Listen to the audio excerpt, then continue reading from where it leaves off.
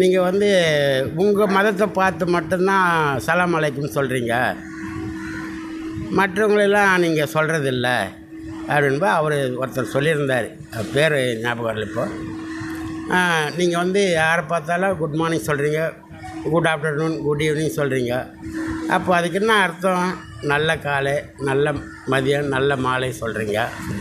அப்படி சொல்கிறது எல்லா இடத்துக்கும் பொருந்துமா? அது ஒரு துக்க வீட்டுக்கு போகிறீங்க, அங்கே போய் நல்ல காலை சொல்ல முடியுமா?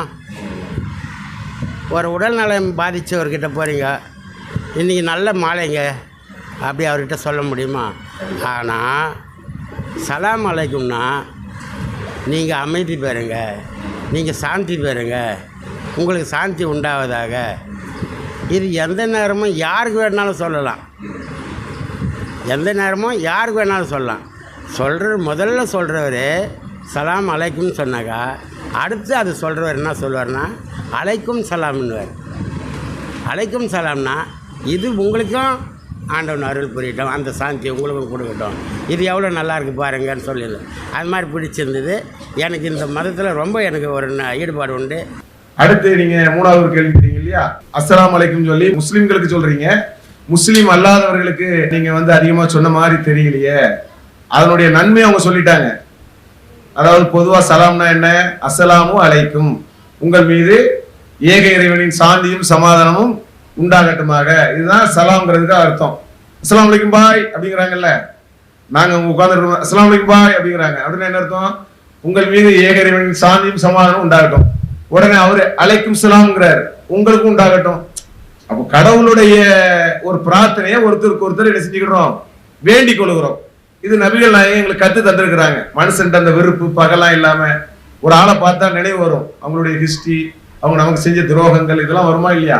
வரக்கூடிய நேரத்துல அஸ்ஸலாமு அலைக்கும் சொல்லும் போது உங்களுக்கு கடவுளுடைய அன்பு உண்டாகட்டும் நான் கேட்கும் போது அந்த வெறுப்பு குறையுமா இல்லையா? அதற்காக இஸ்லாம் இந்த சலாம் என்று சொல்லக்கூடிய முறையை எங்களுக்கு கற்று தந்திருக்கிறது. இது முஸ்லீம் அல்லாதவர்களுக்கும் சொல்லலாமான்னா முஸ்லீம் அல்லாதவர்களுக்கும் சொல்லலாம், சொல்லக்கூடாதுலாம் கிடையாது.